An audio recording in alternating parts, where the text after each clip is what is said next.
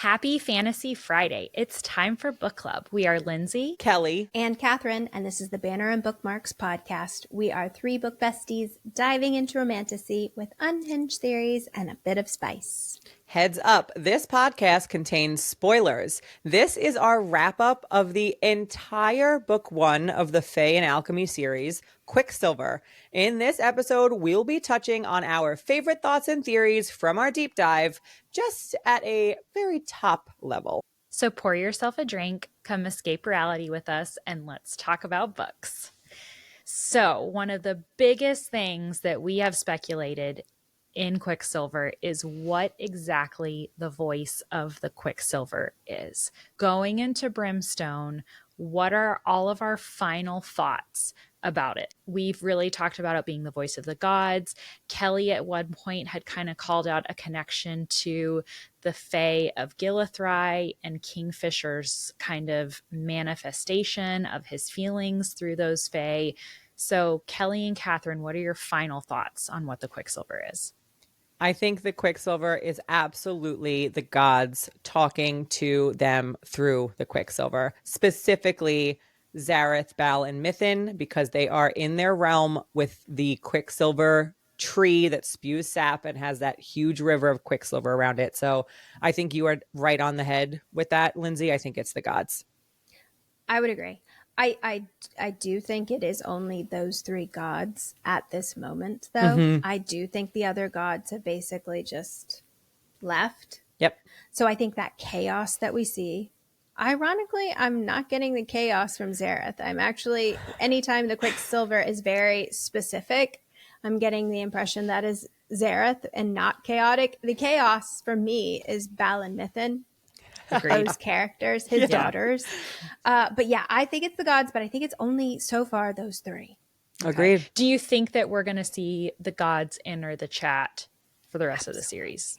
Absolutely. Okay. I think, and I want this as a scene, because can you imagine brothers and sister confronting Zareth? What the reunion? did you do? Yes. What did you create? Yeah. Oh, yeah. I think they're going to come back. Okay. So that one's got a bow on it, we feel like. Yep, we have thoughts. Okay. And then our other theory is that Finran is Elroy. So as Lindsey pointed out at the very, very beginning of this podcast, Fisher's father is presumed dead by Kingfisher, but no body, no dead. He's got to be alive somewhere. We know Fae lived for a very, very, very long time. We know Finran went to Zulvaran. He wouldn't necessarily just have died by going to Zulvaran. So we very much think he is alive in Zulvaran, or at least lived for a time in Zulvaran. And my theory, which I know is controversial and not all of us agree with my theory, I think that Finran is Elroy. I've talked about name meanings and how Elroy means the king. I've drawn that connection with Kingfisher himself being referred to sometimes as the king as well. So it would make sense that he inherited that title from his father. And just the simple fact that Elroy is the one that taught Cerys how to forge, right?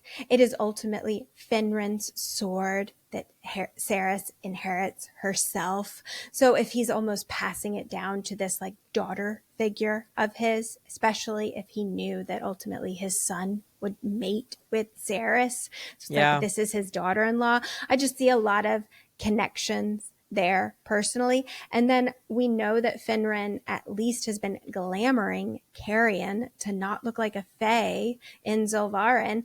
And usually Fae gifts or gifts in most fantasy series stop when the person dies and Carrion's glamour continues. So I just have this feeling that Finran, a very powerful glamour, was alive to continue to glamour Carrion. So I definitely think he's alive. I'm not fully convinced, although the argument does make sense that it's Elroy, and I wouldn't be surprised, but I think that my gut tells me that it's not him, but he is alive and we will meet him again.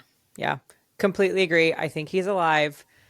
I would love if he is Elroy because it makes sense with the El Rey King name piece. But part of me thinks that maybe Elroy is just the friend of Finrin who he gave a piece of his soul to save, because we also get that little tidbit in the book. So I do think that there is something extra and special about Elroy. I'm not fully sold that it is that the fact that he is Finrin, but yes, totally think that Finrin's Yeah. alive. I think we're going to find him again. And I think we're going to figure out who else Elroy is, because I think there is a secret identity or connection with Elroy too. Absolutely. Yep. Okay. All right. Another theory that we have is that Onyx is a familiar. Totally believe that. Yeah. And this is one, like, I don't think there's a lot more in depth to talk about there, but I think that there's a little bit more to his character Yeah.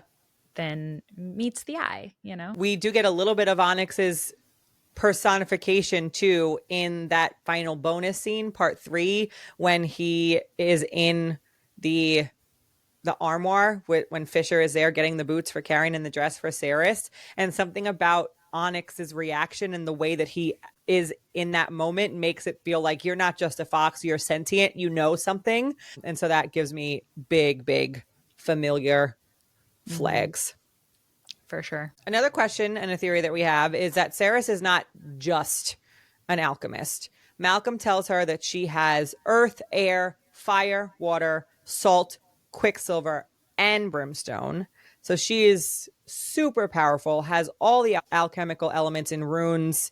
She's now half vampire, half fae. What will all of this mean for her? I don't know. Any last thoughts about that going into the next book? No, I do think we're going to see her get all 3 types of alchemy and be able to control all those elements too. I don't know what it means for her moving forward, but I think it's definitely there. Mm-hmm.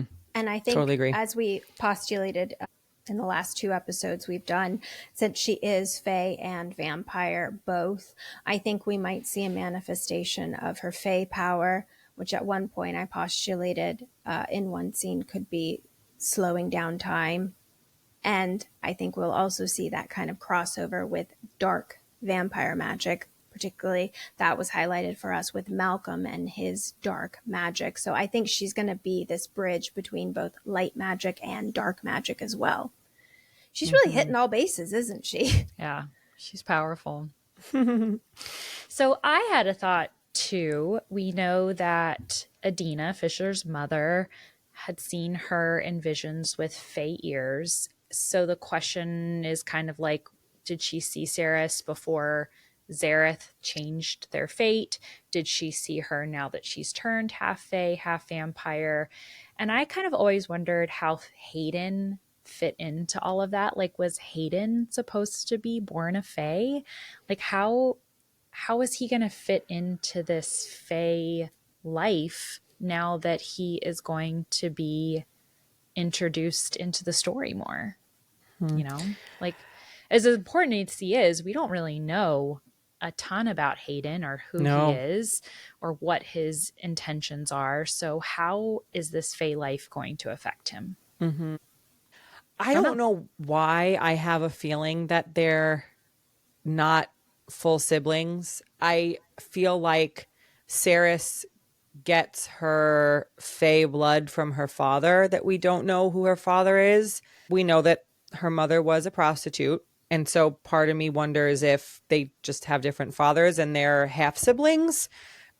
That's the only reason I have to go off of that. There's not a whole lot else, but my gut, I would not be surprised if we found out that they weren't actually full siblings, that they didn't also have the same father. But going back to the first part of your question too, Lindsey, now that we know how the story ends, I actually do think that Kingfisher's mother's vision was right the whole time, and that she was seeing her ultimately at the end being half fae, half vampire, and having the ears. Not that she made the mistake because Zareth changed her fate. I think it was, no, ultimately this is what she's going to be, and the mother knew it. So if that's the case, why didn't she see her as part vampire? But think about what's part vampire. It just has teeth. There's no other. You don't think that'd be important to? But But Yeah. Fae also have teeth. Oh, that's true. Fae They also have teeth. canines. Yes. They have the There's no canines. distinct That's true. features between a Fae Yeah. and a vampire. So in Yeah. that instance, Yeah. I agree with you, Kelly. I think that everybody interpreted that she got it wrong in her journals, but she's just that strong of an oracle that what she saw was the ultimate end all be all, which is Yeah. her as a Fae Yeah. vampire. And I know that we've said this quickly in one of our episodes, but I see Adina as someone who, while she wants to give her family and Kingfisher specifically info to help him in his life, that she didn't want to tell him all the things so that they could let things happen as they were supposed to. So I also wonder if, even if she did know that she was going to be half vampire, or maybe she knew she would be like something more, that she couldn't tell him because she couldn't risk them making different choices to prevent it, things like that. Like you can't get in the way of fate. And so I'm wondering if maybe she hid certain things so that he could experience those and make the right decisions, because she knew that he would ultimately do that.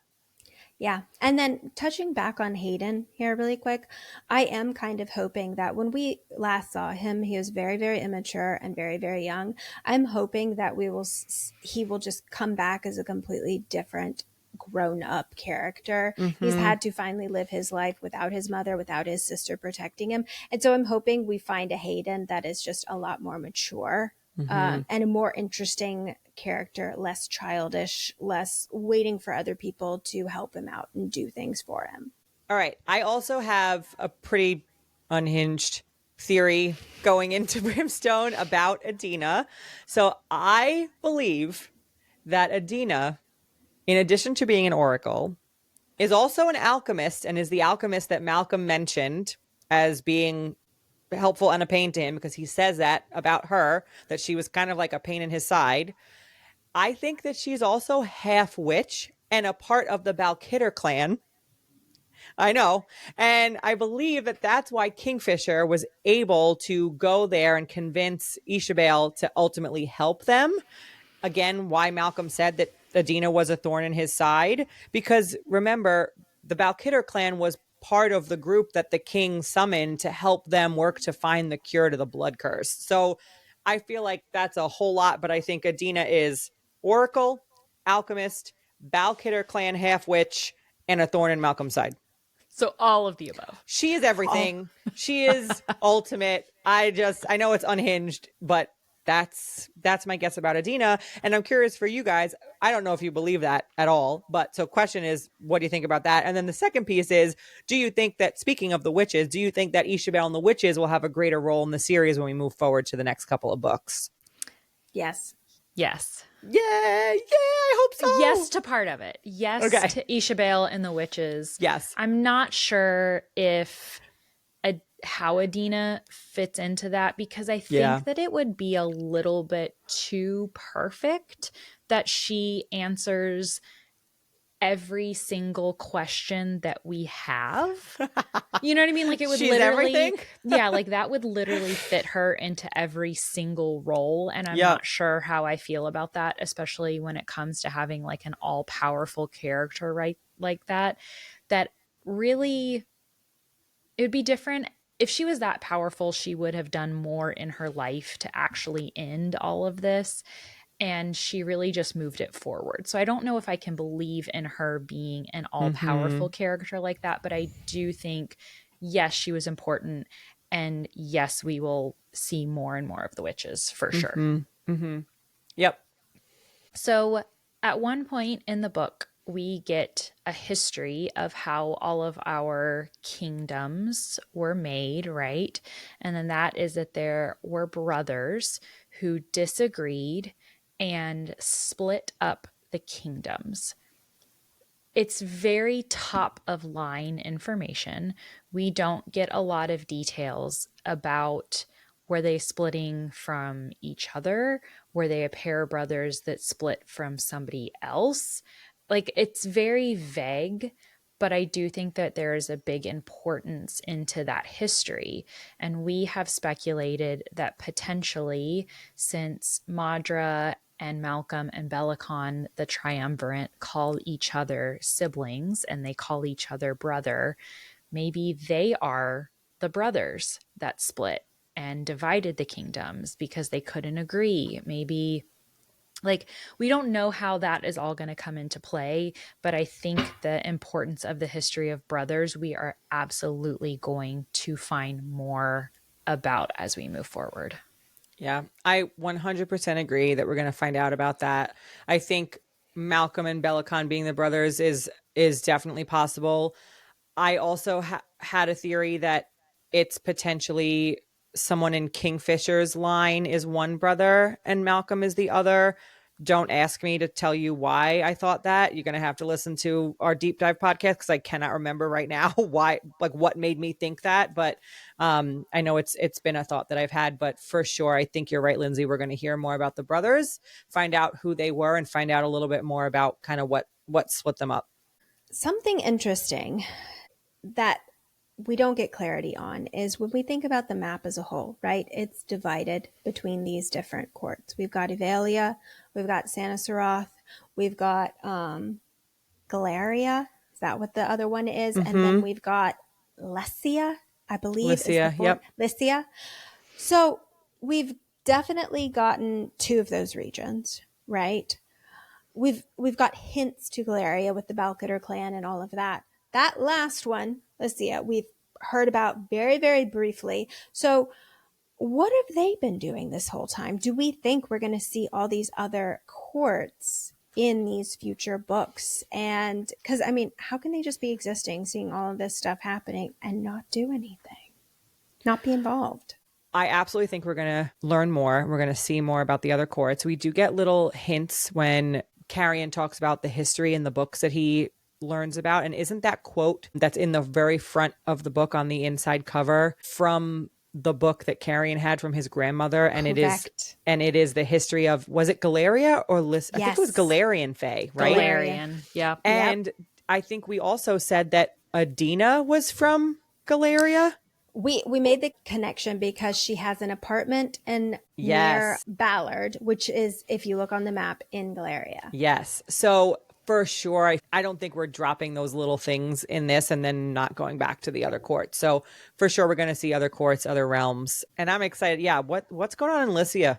I need more about that. Maybe in my fourth reread, I'll find some more things about Lycia and we'll bring it to our Going into Brimstone episode.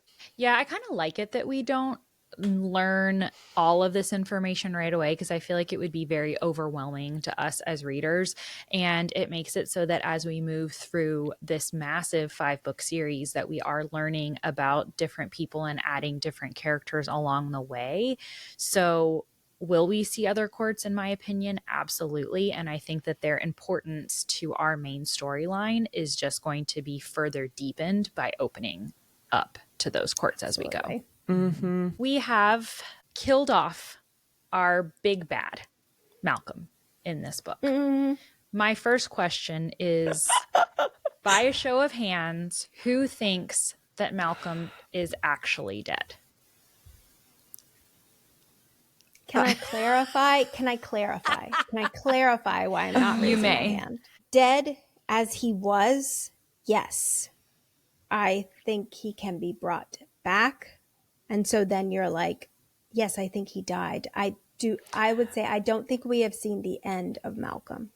That's what I'll say. And the reason why I'm assuming is because of that quote in there where it's like, you can't kill one of us, you have to kill us all, that there's a source.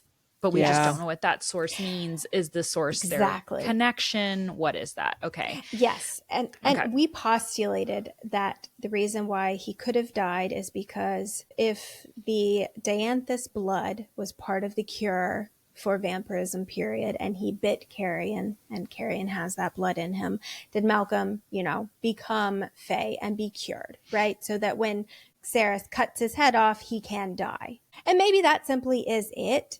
It just, after hearing Belicon say, you have to kill all three to kill the source, it seemed just so easy to me that Malcolm could just be killed off that easily. There's got to be something more there. And he's going to come back. I don't think he's going to be Malcolm as we know it. I think any of his thralls that he had have been officially broken. I think he's coming back. Yeah. The other guys just aren't bad enough to me, or we haven't met the baddie. The bad, yeah. I actually don't think that Malcolm is the true baddie. I think he was the baddie for this book, and we think that he is really bad, and we don't even know what's coming. I'm torn on if I believe that Malcolm is coming back or not. I think that if he does come back, you're right, Catherine, that it's not going to be to the same extent. I feel like it would be in a weakened state, Like Voldemort. like very Voldemort-y. But I don't know. I feel like she killed him. But man, having a god of chaos and change really kind of, Right. Opens puts the wrenches doors. into all of your theories. Yeah. Yeah, she did cut off his head. But She did. But I mean, Zareth changed, Zareth. What's to say he can't change to bring back Malcolm? Not to just be chaotic, but what Yep. if Malcolm is needed for a bigger purpose? Yep. yeah. Okay, speaking of the fact that he changed her, we've postulated, we've put things on Instagram, people have been going back and forth with us. Do we think that it is now possible, now that Cerys is fae and vampire and no longer human, that she could potentially have children and give Kingfisher the heir and continue Finran's bloodline? Yes. Yes. I kind of do too. Yes. Yep. Yes. All right. So let's see what Change. happens. You changed her being Yep. into something that has never even existed before. Yes. Yep. I also, Yep. there's something poetic in the fact that Zareth says, live your life. Nobody will be able to control you. You are outside of the control of any of my siblings. It is your own free will. So think about the fact that her sterilization was something that was not her choice and was taken from her. I think that would be a poetic change that reset. Zareth made. Yeah. To say, Yeah. if you want to have children, you don't have to, but now the ability to is within your control. Yes. So I think that's just poetry there. with Yeah. that one. Let's see how Yeah. it happens. Okay. So do we think that we have a sleeper bad guy, right? We talked about maybe Everlane. She is Bellacon's daughter, right? And she did end up in Malcolm's hands. Do we think she went willingly? We also have questions about Carrion. Friggin' I would die, but his name does mean rot and decay. Is that his power? Is he the rot upon the tree that Zareth talks about that he wants to prevent from spreading around the universe? What do we think? I don't want to think. I don't want to think. I don't wanna. These are such good red herrings because she could just be putting this in there so that we can't guess. And I just like that she's put these in so that we can't guess. I like that it's not obvious. We're sitting here speculating on who's the bad guy and we don't know for sure. Nope. I think that's fantastic. Yeah. Yep. And I think that the two options that we've come up with are two options that would really devastate us and devastate Kingfisher and Cerys. And so that makes it even harder to think about. Is there one that's easier for you to accept? No, and it's hard because I don't necessarily think that it's a sleeper bad guy, but I do think that there's going to be a betrayal. Yes. Right? Like, so I think part of Everlane, do I think she's a sleeper bad guy? I don't know if I would use those words, but do I think that she is potentially going to betray their trust by having gone into some sort of agreement with them, potentially, even if it is to appease her father or whatever. But now she's back in their hands, potentially spy. I'm sure it will be justified at the end of the road why she did it, but I think that there is a betrayal on the horizon somewhere. For sure. Yeah, because it's kind of, that's Bellacon's daughter. She's lived her entire life without the influence of her mother. So it kind of makes sense that she would be influenced by her father. And if her father has been working millennia, lots of them, with Malcolm, I could totally see her also being influenced potentially by her uncle in that respect. And also at the end of the book, they say that she's not going to die, not going to become a feeder, but she hasn't woken up yet. So we don't know what she's going to wake up as. Yep. Is she going to be Fae again? Did they get all of that vampire out of her? Or is she going to be a vampire herself? Yep. So many questions. So we told listeners we would briefly revisit our Arthurian legend, which we did outline in a previous episode. High level, the Arthurian legend is essentially the legend of the Fisher King, right? And there's a few key elements of that legend. He's nameless, his wound, and the sword. And throughout the book, we have found correlations to all of that in the story as we read along, right? It touches on the fact that he has ultimately to suffer for his chosen one to cure him. And we see that with Kingfisher and Ceres. So I think that Callie Hart used a lot of this legend in Quicksilver. Yeah. And so I'm curious to see in future books if more of those elements will come into play a little bit more exacting. Like some of them we felt very confident we could trace to that Arthurian legend. Some of them we just kind of postulated on.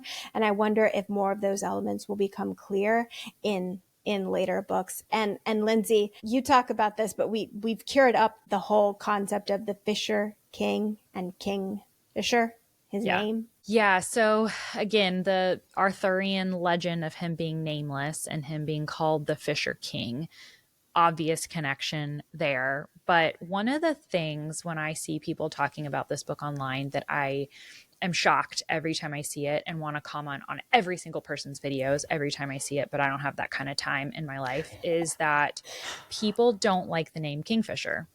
They think that it's like not like a sexy, brooding MMC kind Which of I name. disagree, but that's fine. Right.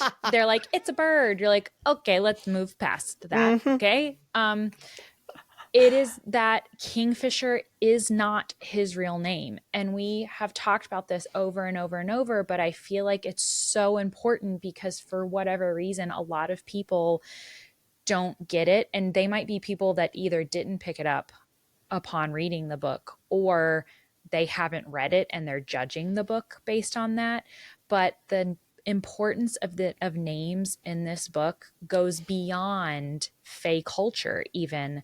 And I wanted to talk about this and started searching name in the book and came up with some other really important callbacks and foreshadowing and instances of names. And it just shows how important names are.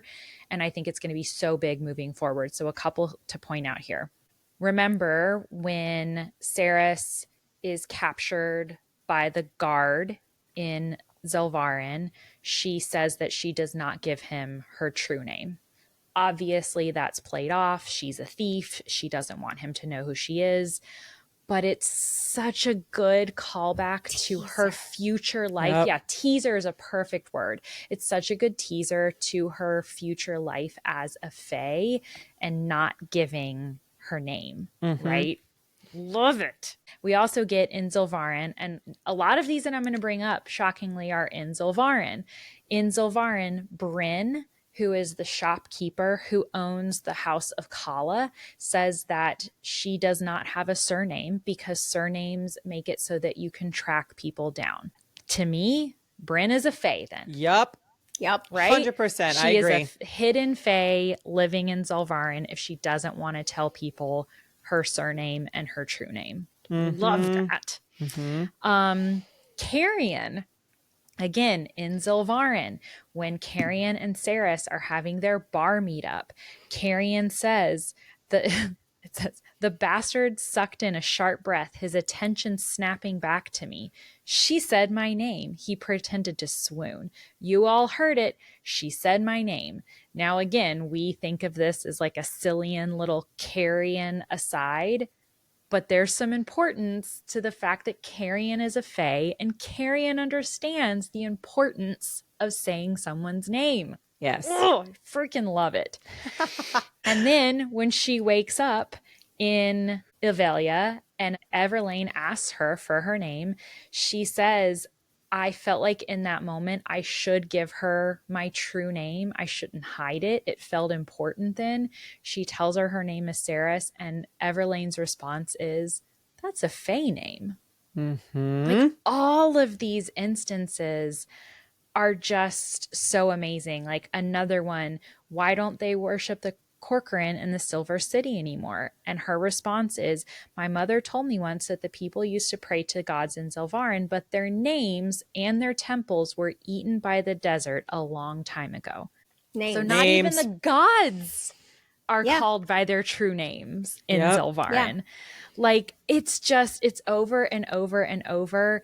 And it just shows like how important it is. Obviously, we also see then in the bonus chapters that Morel tells Kingfisher that Adina has spoken to her and said, don't give anybody your real name. It's that important. Basically, it is life or death. Mm-hmm. So there's just so much there and so much like treasures when we think about the importance of names. And I know that like whatever name we find out is Kingfisher's real name, like I can't wait to feel like the punch that it packs. I know. Exactly. You know? I know. And Exactly. find out what it means. And to tie it back to the Arthurian legend, he is nameless and then is named. In the legend, and I mean, it would be insane if this becomes his actual name. He's nameless, becomes name, and fortis, it means illness or weakness, playing in with the element of wound and everything, his suffering that he's going through.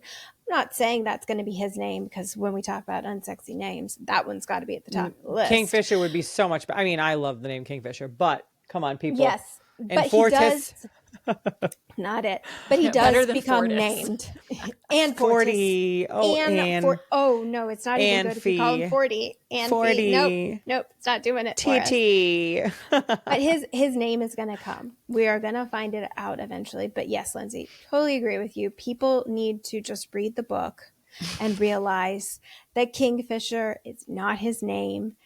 And I can't wait to find out what it is. And if you didn't pick up on it, just listen to our podcast because we talk about it so much. I think each of us has a clip going, Kingfisher is not his name. Yeah, absolutely. So I have a question for you guys. Okay.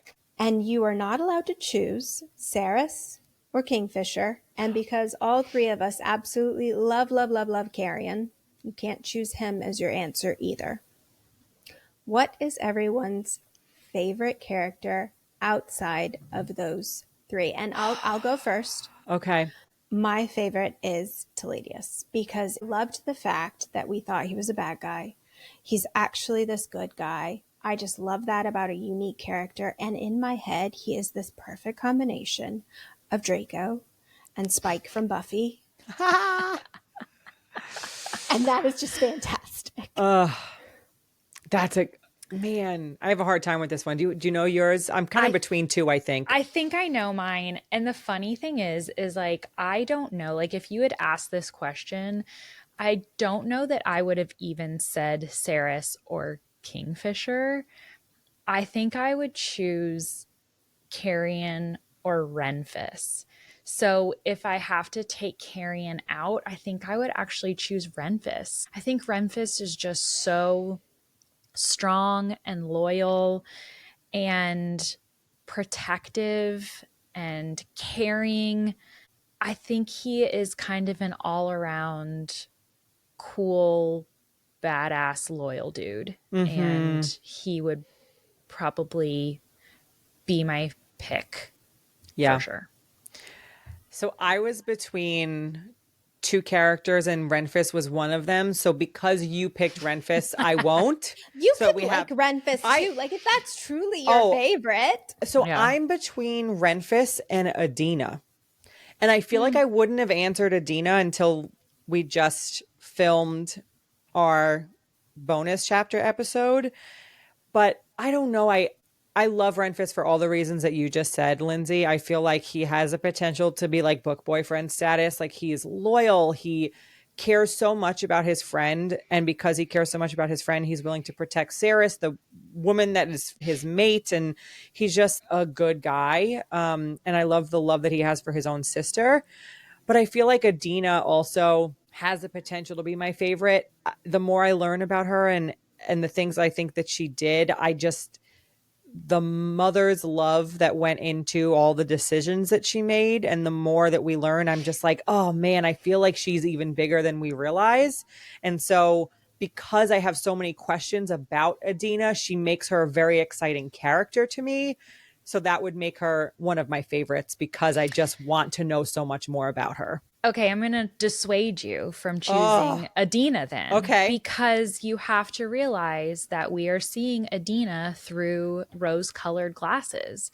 We are only learning about her through the eyes of Kingfisher, who's her son, who adores her. So of course everything that we learn about her is going to have a positive spin on it, but we have no idea Yeah. what the reality of that is or what her intentions truly are. Yeah. Like versus a character like Renfis who's actively a part of this book. Yep. Your opinions, our opinions on Adina are extremely skewed and I don't think are reliable enough to make that choice. Yeah. No, I totally, I get that. I think that because it is a son's perspective of his mother, maybe I'm biased into being like, well, he has such a good opinion of her and he clearly felt so loved and protected by her that I like her. But like I said, I think it's because I feel like there's so much more to her that we don't know. And you're right. Yeah. It could be what we don't know is that actually some bad shit went down. But I'm so intrigued. She's the sleeper bad guy. Oh, can you imagine? I that don't would be think devastating. I don't think it's going to be bad, but I just don't know that it's I this agree with you, Lindsey. full... I think it's a fair comment. Yeah. I don't know. It's hard to choose a character that's not actually a character. Yes, but Renfis was my choice, and I was like, I got to go with someone else, but I also agree about Renfis. Yeah. So what you're telling me is not Danya. Not Danya. Not Danya. Not Danya. Not Danya.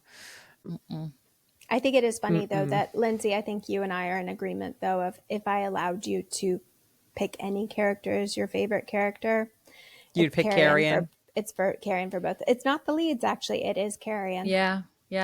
Sarah and Kingfisher, I unfortunately don't even know that they would make the list. And I think part of that is because I see them as a pair. I think without the other one, they aren't necessarily whole characters. And I mean that in a positive sense because they are fated mates, right? Yeah. It makes sense that the positives and negatives of their personality are matched by each other. And from my mind moving forward, they're almost like one.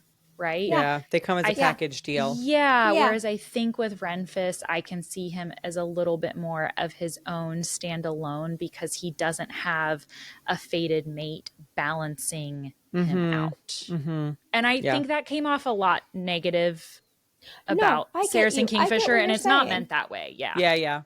I kind of get what you're saying. They are one, and it's like they're a pair. Saracen Fisher. They're just they're together.